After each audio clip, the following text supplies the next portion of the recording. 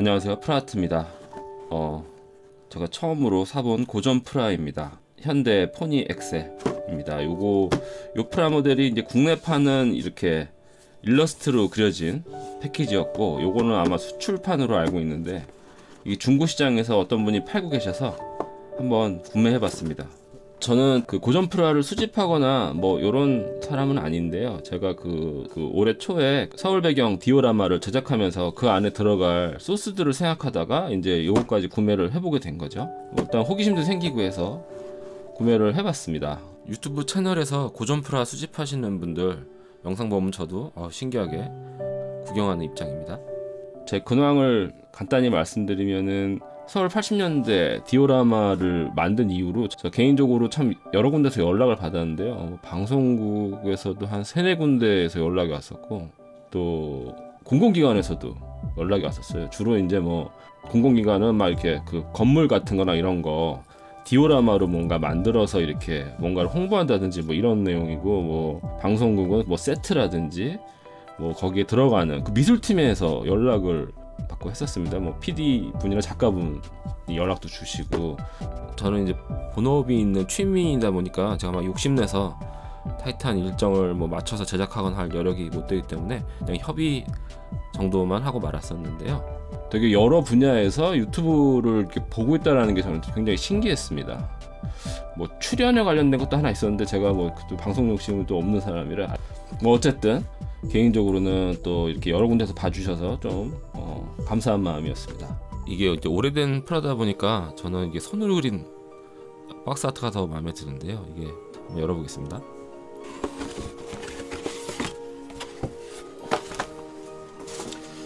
네, 이렇게 예전에는 이렇게 이게 동력 장치가 들어 있었어요. 이게 막 뚫고 나왔네, 비닐로. 이게 오래된 거다 보니까요. 네, 이렇게 동력 장치. 타이어 한번 빼볼까요? 미쉐린 타이어라고 각인이 되어 있습니다.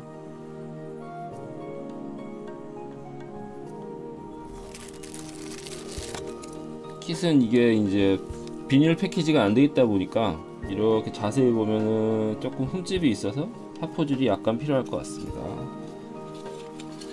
국내판은 이쪽에 이렇게 가림막 같은 게 있어가지고 이렇게 예쁘게 들어가 있던 것 같은데, 패키지는 국내판이 더 좋은 것 같습니다. 근데 이게 선텐이 되어 있네요. 이 클리어 파츠가 선텐이 되어 있네요. 이거 선텐이 안 되어 있는 게 더 좋았을 텐데. 휠 현대라고 각인이 들어가 있는 것 같습니다.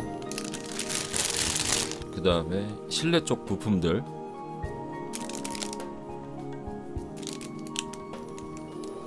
도어 트림,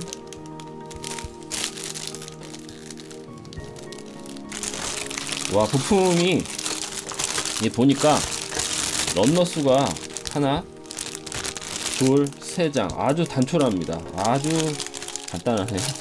이제 오래되다 보니까 여기 드라이버 피규어가 떨어져 있는데, 뭐 이거는 오래되다 보니까 떨어졌겠죠. 여기 목, 팔,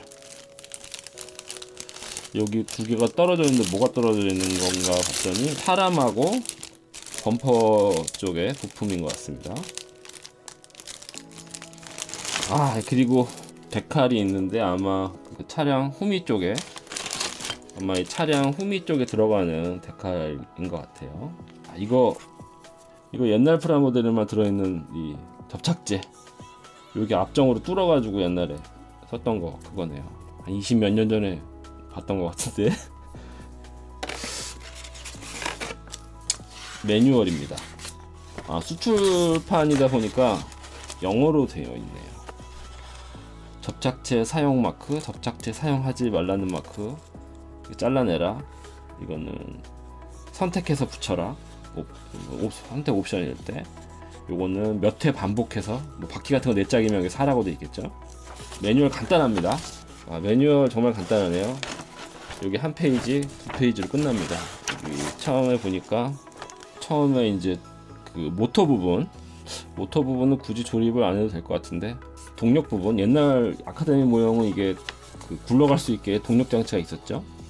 모터 달고, 그 다음에 타이어, 그다음에 차량 하부 만들고, 그 다음에 여기는 이제 차량 내부네요. 이런 식으로 대시 쪽. 그래도 여기 다 이렇게 분할을 해놨네요. 이렇게. 그 다음에 클리어 부품, 그 다음에 여기 깜빡이나 정지등, 실내 이렇게 상하단을 결합을 해서, 마지막에 이제 범퍼 쪽 사이드 미러나 와이퍼 하면 완성입니다. 이 뒤에 보니까 아마 이 당시 아카데미의 자매품들 이런 것들도 있었나 보네요. 기억이 잘 안 나는데. 네, 이렇습니다.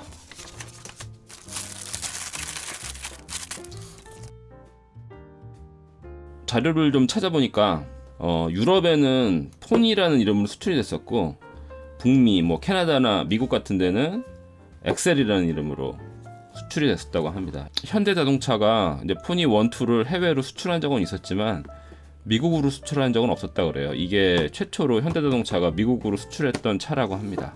약간 의미가 있는 차인 것 같아요. 그 포니 엑셀이 실차가 이제 1985년에 처음 나왔다고 합니다. 실제로는 이제 프레스토가 이렇게 뒤가 해치백 형태가 아니고 세단 형태로 만들어진 게 이제 프레스토인데, 프레스토를 실제 먼저 만들었는데 이제 포니의 명맥을 이어간다는 홍보를 하기 위해서 엑셀을 먼저 출시했다고 해요. 제가 찾아본 자료에서는 뭐 그렇게 나와 있네요.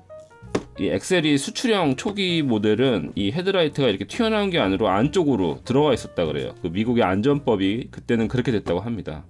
근데 나중에 미국의 안전법이 바뀌어서 다시 이렇게 튀어나온 게 수출이 됐다고 합니다.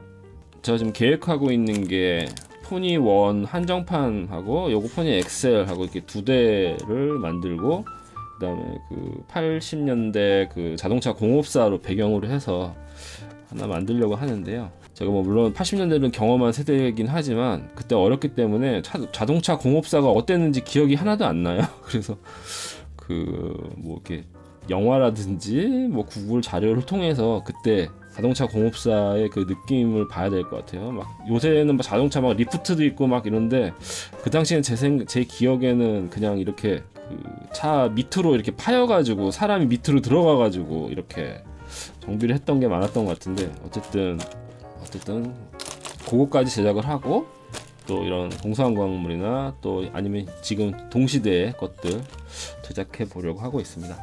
네, 오늘 내용은 여기까지입니다. 시청해 주셔서 대단히 감사합니다.